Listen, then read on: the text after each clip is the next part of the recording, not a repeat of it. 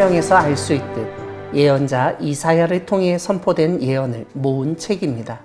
예언이라고 할 때 한자 표기도 중요합니다.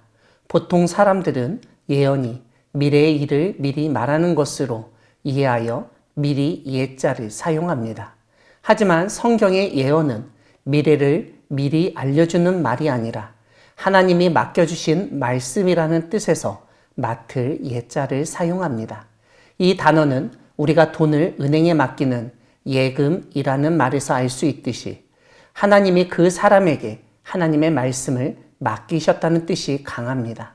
물론 성경의 예언은 장래에 발생할 일을 미리 알려주는 경우도 있지만 하나님의 말씀을 맡아 선포한다는 사실을 유념할 필요가 있습니다.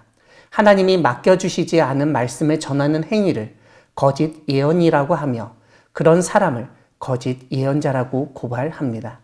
역사서와 한글 성경에서 이사야로부터 말라기까지의 책들을 예언서라고 부릅니다. 이러한 구분법은 모세오경인 율법서, 여호수아부터 에스더까지의 역사서, 욥기부터 아가까지의 시가서, 그리고 예언서로 나누는 헬라어 성경 70인경의 사분법에 근거합니다. 하지만 히브리어 성경은 율법서, 예언서, 성문서로 나누는 3분법을 가지고 있습니다. 율법서 다음에 나오는 여호수아부터 시작하는 역사서 일부와 한글 성경의 예언서가 예언서에 포함되고 있습니다. 히브리어 성경에서는 한글 성경에서 역사서로 포함되는 역대상하, 에스라, 느헤미야, 에스더와 함께 예언서로 알고 있는 다니엘, 예레미야, 애가 역시 성문서에 포함됩니다. 한글 성경의 예언서는 크게 대예언서와 소예언서로 나눌 수 있습니다. 대소로 나누는 근거는 책의 분량입니다. 즉 66장인 이사야, 52장인 예레미야, 48장인 에스겔은 대예언서로 그 외 12권의 예언서는 소예언서로 나눕니다. 한글 성경의 현재 순서에 따라 일부에서는 다니엘과 예레미야, 애가를 대예언서에 포함시킵니다. 다시 처음으로 돌아가서 이사야서는 책명에서 알 수 있듯 예언자 이사야를 통해 선포된 예언입니다. 즉, 이 책은 예언자 이사야의 이름을 따서 책명으로 했습니다. 예언서는 대부분 예언을 전한 예언자의 이름을 책명으로 하고 있는 것을 알 수 있습니다. 이사야서는 앞에서 말씀드린 것처럼 총 66장으로 150편인 시편 다음으로 장이 많은 성경책입니다. 무엇보다 신약 성경에서 제일 많이 인용된 성경책이기도 합니다. 이사야 예언자는 아모스, 호세아, 미가와 함께 주전 8세기에 활동했습니다. 이사야 1장 1절은 이사야 예언자의 시대의 통치자로 우시야, 요담, 아하스, 히스기야를 언급합니다. 그만큼 이사야는 오랜 시간 남유다 왕국에서 예언자로 활동했던 것입니다.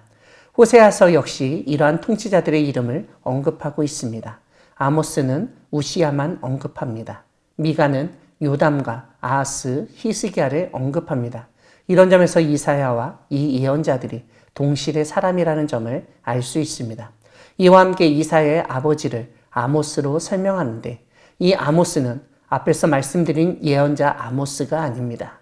이사야서는 이와 함께 이사야가 결혼을 했으며 아들들도 있었다는 사실을 알려주는데 스알 야숲, 마할 살랄 하스바스라는 아들들의 이름이 언급됩니다.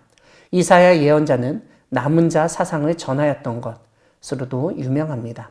이외에 예수님 탄생과 관련된 임마누엘 예언을 하였으며 그리스도에 관한 예언과 고난받는 여호와의 종 노래로도 유명합니다.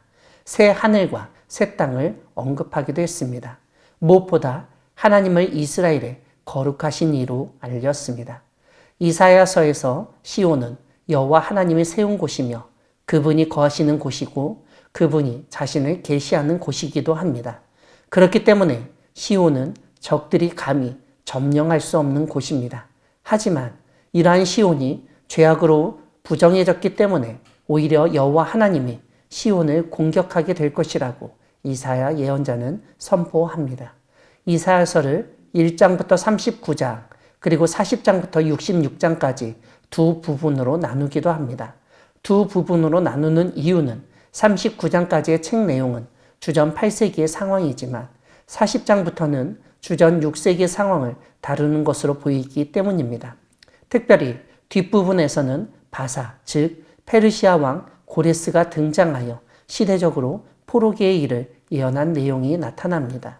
또한 앞부분은 다윗 왕조의 회복이 중심 주제라면 뒷부분은 하나님의 구원이 중심 주제이기도 해서 두 부분으로 나눌 수 있습니다.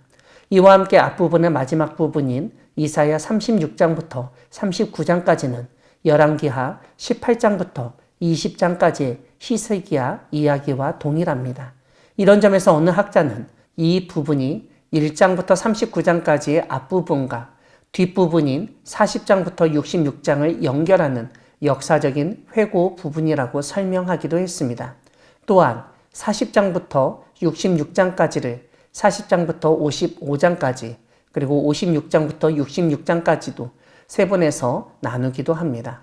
이것을 도표로 보면 다음과 같습니다.